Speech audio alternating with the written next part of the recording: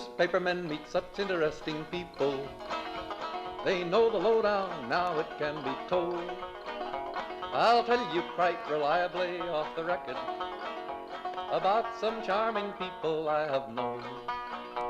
For I meet politicians and grafters by the score, killers plain and fancy. The Media Project gives you a half hour of commentary and analysis of what is going on in the news media in recent days, and we hope you enjoy it and get something enlightening out of it.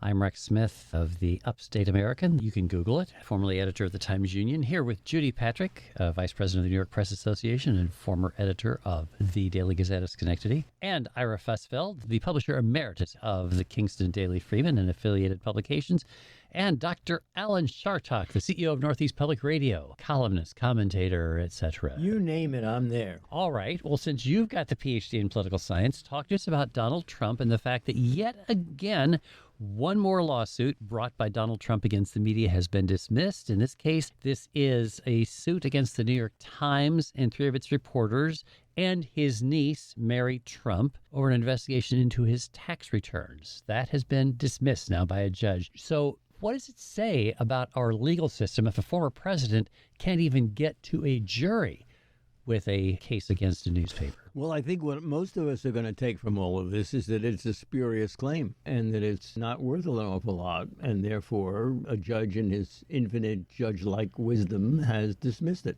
Right. This was, by the way, about the story in which it went into his finances, and he claimed that there was an insidious plot with his estranged niece. But here's something interesting, Ira, that the judge actually even ordered that Trump pay the legal fees. Yeah, I mean, this is Trump's MO, as we all know. He immediately goes to the courts or threatens to go to the courts, not just for journalism, but for other issues. And more often than not, the record will show that the court throws these cases out, or he eventually drops the cases. And, he's trying to scare people, and he's crying wolf virtually all of the time. And yes, it'll be interesting to see whether he, in fact, does pay the fees that he's supposed to be paying. Because he's not only supposed to be paying the Times, but to the reporters who were sued individually. You know, Ira, the more you complain, the more you sue, the more you yell, the less likely it is that the cumulative effect won't be that people will start to dismiss you. I think the more he threatens to sue, and the more often than not when their cases are thrown out, it defeats his purpose, which is to scare people and to inject a chilling effect. And there is a chilling effect, but at some point in time, people are going to say he's just the guy who cried wolf, and it's not working. It's sort of a 2-year-old, banging your feet on the floor and saying, I want, and it doesn't work. But let me ask, Judy, if you were running a newsroom and you saw that this had happened, that is another lawsuit, would it give you more confidence to go forward with a story? Does a judgment like this at all affirm a news organization's aggressive approach? Well, it's definitely nice to see, but you have to prevail in order to get the attorney's fees reimbursed, and that doesn't always happen. Or you have to really prevail for the judge to decide to award attorney's fees. And attorney's fees can be very expensive. I mean, it's nice to see the New York Times, a very powerful, very well-financed institution, be able to sustain itself and defend itself against these kinds of nuisance lawsuits. But also the time was involved. And we often talk about the fact that there's libel insurance to back you up when you go to court in these kind of cases, but that doesn't take into account the time that the editors, the reporters, the whole institution has to spend giving depositions. It erodes your ability to do your job. And these reporters, the amount of time they spent on this case was time they weren't able to devote to tracking down other elements of Donald Trump's finances. So these cases are nuisances, but he does this. It's almost like a coach who keeps yelling at a referee during a basketball game. And one of the reasons they do it is because they want to make sure the next call goes in their favor. I think this is one of Trump's strategies. It was a clear-cut case, slam dunk. Of course, they had a right to pursue these stories. I don't know how it got as far as it did. It won the Pulitzer Prize for explanatory reporting in 2019, by the way, this series that revealed, you may remember, that the man who claimed to be a self-made billionaire had actually got where he was because of he somewhat cheated his dad out of $400 and some million. And that's a lot. That's a pretty decent amount, yeah. One of the tenets of his rise to political power was the fact that average Americans looked at him as a self-made billionaire when in fact he wasn't. And these stories proved that he wasn't. So he was a liar. Yeah, that is. That's a different way of saying it. Yes. Well, that being the case, so that takes us to our second Donald Trump story of the day, with apologies to listeners who say, you and the media are empowering him by talking about him, but he is by far the leading Republican presidential candidate. He's the guy who is likely to get, at this moment, the Republican nomination for president. Absolutely. So it is appropriate to talk to him, or is it? Here's a legitimate question that some people are debating. CNN and Donald Trump are going to have a town hall. That is, there's going to be a conversation with Donald Trump in front of an audience of people who are enrolled Republicans or who say they're going to vote in the Republican primary. And CNN is going to air it with one of their former White House correspondents as the person moderating. Should that be the case? Should CNN host a Donald Trump town hall? I think so. I mean, I think that the more information that people get, the more they can make up their own minds as to whether or not Donald Trump, for example, is a spurious character, which I happen to believe. So I think the more that's out there, the better off we are. There may be others like Judy, for example, who may disagree with that. I absolutely disagree. No. Why did I know that? No. Didn't we learn anything the last time around? A live forum in which he gets to say whatever he wants. I'd almost be inclined to say, okay, if it was taped and edited. We're thinking that Caitlin Collins, who used to cover the White House for CNN, that she's going to be able to hold her own against her. Haven't we learned that lesson? Chris Wallace didn't do it. I mean, moderator after moderator have failed in this. Remember him, marauding around the stage when he was debating Hillary Clinton? This kind of forum works for him. Nobody's going to make it not work for him. And for CNN to give him this platform at this time, it's not even like we're in the middle of a presidential campaign. We're not in the middle of a presidential campaign. It's a whole year away. I accuse you of being a censorer. A censorer. That's what editors do. It's not a censor. I mean, he can get up and say whatever he wants, but it's CNN's prerogative. They need to edit it. Tape it. And then if they can edit in, fact checking. Yeah, fact checking. Put in I'm fact okay checking. with that. What do you think? I just think I feel strongly both ways, as they say in the beer commercial. CNN, part of their mission, as with all journalism outlets, is to get information for their viewers and their readers. In the case of a town hall format, if CNN plans on having town hall formats with all of the reputable candidates, then Trump is one of them, and he should be allowed to have a town hall format as well. However, and it's a big however, and Judy mentioned it, the veracity of this whole thing is hinging on the moderator, Caitlin Collins. If Trump starts spewing off information that is clearly incorrect or lies, she's going to have to call him on it. If she just gives him the microphone for an hour, then it's going to be a pep rally. And in that case, it's a waste of our time, and it's a disservice to the profession. But, Well, Ira Fussell, it does sound like you are expecting something less than great coming from the moderator. I don't know her work well enough. I know she was a White House correspondent. I also know she broke into the business working for the Daily Caller, which was Tucker Carlson's original platform.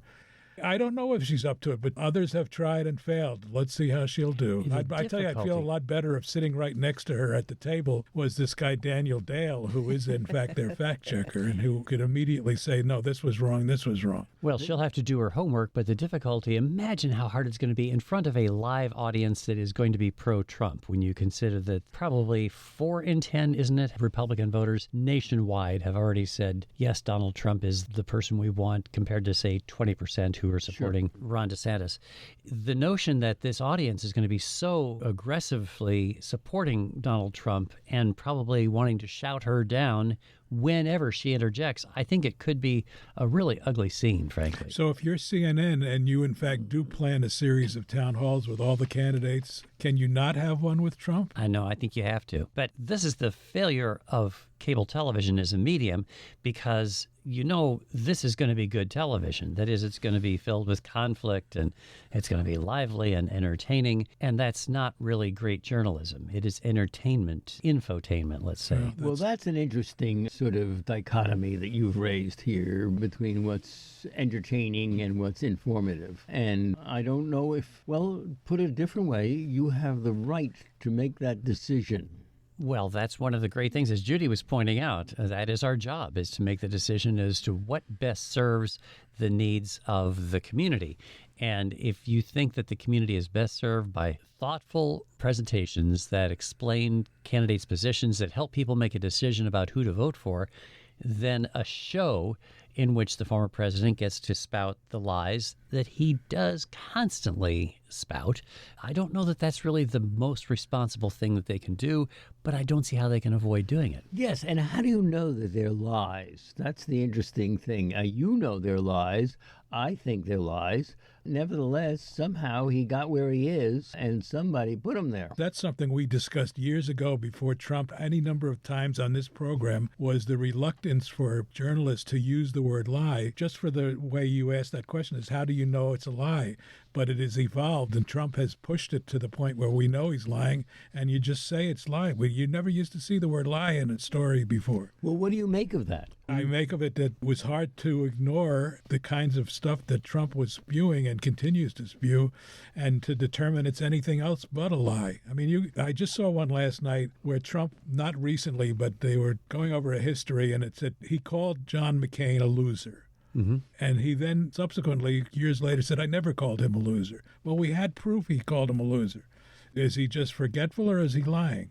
Well, that kind of thing is not unusual. We used to have to do that with Mario Cuomo, where he would say, well, I didn't say that, and you would end up, playing I remember the tape. that better than anyone. So was he a liar in the Trump mold? Not in the Trump mold. No. What's the difference there, Rex? Well, degree, frequency. I mean, Trump's 30,000 lies during his tenure as president by the Washington Post's fact-checking team. Well, that's the Washington Post on Trump. We have to suspect them somewhat, don't we? No, we don't. No. I think that is part of the Republican propaganda, is saying that these legitimate journalists at the Washington Post who thoroughly check out things, that it is saying, well, we got to be fair because the Washington Post is liberal. It's not. The journalists on the Washington Post are thoughtful, careful reporters. They're not out to get anybody. Wait. I have to get the wax out of my ears. Are you telling me that the Washington Post isn't a liberal institution that, promotes, liberal thought? Correct. Wow, that's incredible, because I don't agree with you. I'm telling you that the Washington Post is filled with thoughtful journalists and reporters who report facts and truth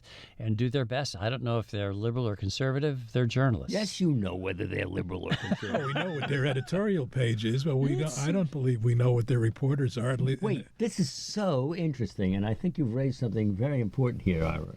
Are you telling me that the editorial columns, in other words, what's written in the paper, is not somewhat reflective of the editorial policy of the paper? Well, you've tried that trick on me a number of times over the years, and the answer then and now is the same. There is a separation between the opinion page and the newsroom. You mean there should be a separation, don't you? And I would say, particularly at larger papers where the firewall is bigger and stronger, there is a separation. People often ask me, what's Alan Chartock really like? And I say, the only problem is that I've been doing this show for almost 30 years. The man is that true? He's a slow learner. I can't tell you how many times she and I have had this discussion here and in classrooms. And my answer is always the same. But you perk up when I make that argument. Well, or as Jack Benny would say, well. Well, so if we could get back to CNN, because they are trying to revive their primetime ratings because they've been in a slump for the last 6 months or so. So this is an effort to do that. They're justifying Trump by saying he's the leading Republican candidate at this point. But if they really cared about informing the people, they would have Nikki Haley on. She's also a Republican candidate. Asa Hutchinson. You don't think they intend to do that? They haven't announced. Oh, they will, though, but it's not going to get the ratings, But this is smart for CNN to do it at this point because they have an opening, and that is the Fox ratings are so far down at 8 p.m. Eastern because Tucker Carlson is gone. So they have an opportunity to slip in and get some viewers, right? So while you've raised that very interesting point, why are the ratings down now that Tucker Carlson is gone? Well, because he is so much the favorite of the right-wing viewers, the old right-wing viewers who make up the Fox audience, and they're going to further right venues like Newsmax. Yeah, but the ratings at Fox since Tucker Carlson was fired, it's very interesting what's happening there, because I think the prevailing wisdom was Fox will survive and then some. They always have. People have left and others have come in. The drop in the Tucker Carlson hour has been precipitous. You're talking about 50% drop in ratings. Can they climb back from that?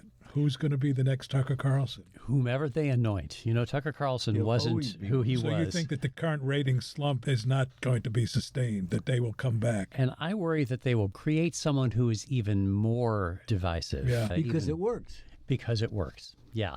And it is entertainment. You know, it was what was foreseen in broadcast. Wasn't that the movie that had Faye Dunaway Broadcast those, News. 30 years ago? No, you're thinking broadcast news was Holly Hunter. Yes. Right? Oh yeah, I can't take it. You got, yeah, I just can't take it right. Something like You that. know, you and know I've been that- watching Newsmax again, so you guys don't have to. And the drumbeat there is that Fox is moving towards boring and in the middle and uninteresting. That's often the cryon at the bottom of the page. Newsmax is trying to capitalize on this and draw those viewers that loved Tucker Carlson and keep them. They almost seem to be wanting to get Tucker Carlson too, but he may be under some restrictions governing his contract. You know, there's also an incestuous thing going on here. Incestuous. Yes, you've got Chris Cuomo, who was unceremoniously fired by CNN, now has his own program on another channel. I think it's called One Nation, but I'm not 100% sure. Who has shown up on Chris Cuomo's program frequently recently? Bill O'Reilly. Oh, also. So he's also a great exiled. Chris Cuomo trying to grab some ratings too. Right. Well, part of the deal is you always try to grab some ratings if you can. Yeah, but you're putting on the air somebody who was fired for good reason, and you're elevating his status again. You're trying to help him rehabilitate. When you say difficulty- your, what do you mean your? Well, your analysis, Dr. Shartok, is what they're going for here. Because when you say, well, the Washington Post is a liberal publication, it's Which because it is. Well, no, sir. Oh, come on. It's because Read you're their looking editorial. at it. People are equating what goes on at Fox News or Newsmax with what goes on at a legitimate news organization. And those TV programmers have no compunction about putting on stuff that isn't really well reported, that isn't true. In fact, as the Dominion lawsuit showed, that is a different field of work from what journalists do. They're just going for the ratings. Do you agree with that, Judy? Yeah, I totally agree that what they're doing is entertainment. And I think it was used as a defense in one of the lawsuits against Fox a year or so ago, that people weren't intended to really believe that this was true, that this was just, fun. Sometimes it reminds me of the old shock jock radio shows where, they would just go on and tell jokes and say crazy things and be outrageous. And they knew it was just for entertainment. The problem is a lot of people in the audience didn't realize this was just for fun. So what's the fix on that if a lot of people don't recognize it? Media literacy, it sounds Yeah. boring. Yeah. Sorry. It's really true, but I don't know how you get that across. And here comes artificial intelligence galloping in, which is going to create more untrue images. It's going to actually make it harder to distinguish what's real from what's not. And I'm sure you're going to have AI-generated content on some of these cable channels where the producers will not be checking to see if it's real, and it will be aired, and people will begin to believe it. So we are going to be falling further into the abyss of distrust created by untruth. And I don't know how you sustain a society in that kind of situation. So, Rex, is it the producer's job to figure all of that out? Yes, though the individual show producers and the segment producers and the executive producers take their cues from the top. That is why Rupert Murdoch gets my vote for worst living human, perhaps second to Vladimir Putin. But because it is Rupert Murdoch who set the course for this kind of pox on American journalism, and the producers just follow what he allows. Well, there's a theory that with Roger Ailes' demise at Fox, he invented Fox News and the format that they currently have, but he apparently had the ability to be a strong leader of that organization and would rein in people who needed reining in. And since his A, departure because of sexual harassment issues, and B, his subsequent death, he's not around to do that anymore. Nobody has filled that void at Fox. So But- they're all going their own way. It's subsequent death that really did him in. As Yogi Berra used to say, so-and-so is dead at the present time. Right, but the upper management just can't throw their hands up and say, oh, there's nothing we can do. It's AI. How are you going to tell? What they got to do is devise systems that will verify what's true and what's not. And it's possible if AI can create a fake Donald Trump speech saying certain things, then We need to devise mechanisms that identify it and give the stamp of approval to things that are true, and maybe the stamp of untruth to those that are not. So, Judy, what do you got in mind? Yeah, who's gonna do that? Technology. If they can make AI, they can make some sort of certification. I would think that something has been vetted and it's true. I think that's what we need going forward. There is research on that. In fact, the University of Albany has research into detection of false images, and it's a whole field across the country, but it isn't quite keeping up with AI's rollout. This is the difficulty. You have to have an aggressive AI lie detection scheme that is as aggressive as the Washington Post fact checkers are about Donald Trump's lies, that can do it in real time. And that is, you're right, that's a technology solution. That's where the merger of technology and journalistic ethics needs to happen. And again, there is some of that research going on. There's a terrific center that is shared by Stanford and Columbia universities where they are looking into exactly that issue, where technology and journalism intersect. It's the Brown Center, named for David Brown, Helen Gurley Brown's husband, who left money for this sort of thing. And that kind of research is going to be where increasingly journalism needs to go. You need to have technology literate journalists or journalistically trained technologists and scientists who can kind of keep the world straight, or try to make the world straight. So you're saying that using images as an example, if somebody in his basement in the Midwest decides to post a Why are phone... you picking on I'll make it the Northeast. If they do that, it'll get posted however things get posted. Who's going to police that? Once it's out there, you can't take it back. What news organizations do now, before my paper would run a photograph, we would track down the source, talk to them, and make sure they actually did but we're talking about the newspaper and the traditional journalism. I'm talking about somebody who has the ability to doctor a picture or invent a picture and then throw it up online. Nobody is in between the viewer and the creator. You know, when I was a young intern at the Rapid City Journal in Rapid City, South Dakota, I remember the executive editor showing me something. He was proud of this. He had a photograph that showed 3 people in front of the U.S. Capitol, and 2 of them were newsworthy. And he actually had taken his X-Acto knife and cut out the guy in the middle to make a better photograph. You know, get rid of the guy who's kind of taking away from it. And he was pleased about this and said, and you know, at the time, even as a 19-year-old, I remember looking at that and thinking, is that right? And of course it's not right. You know, you can't do that kind of thing. But this was a guy who was raised in the journalism of the 1940s before the ethical standards were fully When I was born, in place. Yeah. That's right. Dr. Shartok was, that's when he was getting his PhD in the 40s.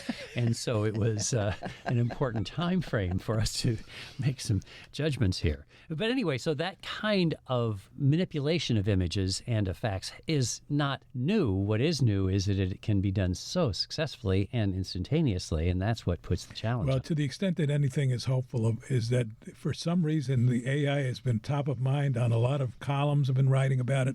Tom Friedman had one just the other day in the Times. You've got the writers on strike in California. One of the big issues there is the potential of AI displacing writers. So people are talking about it, but we'll have to see if it's just talk. Well, as long as you've mentioned it, Ira, perhaps you could talk a little bit about how AI is going to replace writers. Well, I wondered that myself, and then I saw a great quote from somebody in the Writers Guild who said, let's just say you took all of the scripts that were written by Nora Ephron, the late Nora Ephron, involved with rom-coms and the like, and fed all of her scripts into a computer program. Could that computer program, when then asked to devise a movie script, digest that Nora Ephron content and come up with its own movie script? That's basically what they're saying right now. But here's how AI could help you. We were talking about the town hall with Donald Trump. What if AI instantaneously digested Trump's replies and gave Caitlin Collins, the moderator, the fact check that she needs, and then it just drops it right into her IFB, her earpiece, and says, you know, challenge him on that. It's incorrect. Now, there's a way that artificial intelligence can assist legitimate journalism. You just have to have the capacity to do it and the will to say we're going to implement it in this way. Well, the accusations would be fast and furious, wouldn't they, Rex, that you were interfering with? Which, again, is why Judy's point that you have to go back to media literacy. You have to hope that your audience understands. Yeah, I mean, can you imagine if they, as Judy suggests, they go Trump town hall and they decide to tape it and edit it? Trump will scream from the highest mountain that he got screwed, that they edited it to make him look bad, and it's phony. fake. Well, is there any real proof that they didn't? Well, what you could do is, if you want to have the edited version on the air, make that your primetime report so that most people will see it, and then put on your website, make available to the public the unredacted stuff. Produce it, in other words, so that they can see But what's there. unredacted without any comment? Well, no, I would, if I were producing it, I would say put some column down next to it on the screen. Here's what he said. Here's what he he said. Fact check. You'd have a little flashing light that says, lie, lie. But you can bet that Trump insisted that it be live, and that was probably the condition for him agreeing to do this. Oh, that's because right. he knows that is his bailiwick. And he is counting, I bet, on that live audience also being on his side more than on the side of the enemies of the people, as in the media. To which point, by the way, just one thing we need to make a point about. There was a survey by Pew. Thank you. Nearly 12,000 working U.S. journalists who say that 57% they are extremely or very concerned about possible restrictions on press freedom. There is some serious matter about this. If you have somebody like Ron DeSantis perhaps moving into the White House, who has made a significant effort to curtail press freedoms in Florida. For example, there was legislation that it looks like the Florida legislature is going to adjourn without passing, but that would have basically challenged the libel standards that have been sustained for 40 years with the Supreme Court. That actually could change, and we could have restrictions on press freedom in America of that sort. So, Well, isn't the possibility always that there will be people who are going to try to restrict the press, its access, and its veracity as we go along? I think that's true, and it's why we have programs like this, folks, to help with Yeah, the, we'll make a difference. well, help This the news show ought to literacy be- of our audience. This show anyway. ought to be an hour. There we go. Maybe an hour and a half. Oh, boy. With that, we are at the end of another media project. No. Yeah, it's true. It's true. Alan Chartok and Ira Fussfeld and Judy Patrick and I'm Rex Smith, with gratitude to our producer, David Gastina, for hauling us all together and making us sound good. And to you folks for listening to us each week here on The Media Project. That went When they know fast. they've got a people's fight to wage, ting-a-ling-a-ling, newspaper guild, got a free new world to build. Meet the people, that's a thrill, all together fits the bill. Oh, newspapermen are such interesting people. The Media Project is a national production of WAMC Northeast Public Radio. Our executive producer is Alan Chartok. This week's projectors include WAMC's Alan Chartok, former Times Union editor and current Substack columnist of the Upstate American, Rex Smith; Judy Patrick, former editor of the Daily Gazette and vice president for editorial development for the New York Press Association; and Daily Freeman publisher emeritus, Ira Fussfeld. You can listen to The Media Project anytime at WAMCpodcast.org or anywhere you get your podcasts. Thanks for listening. It could be prostitution, I don't know. Ting-a-ling-a-ling, circulation, ting-a-ling-a-ling, advertising, get those readers, get that payoff. What a headache, what a mess. Oh, publishers are such interesting people. Let's give 3 cheers for freedom of the press.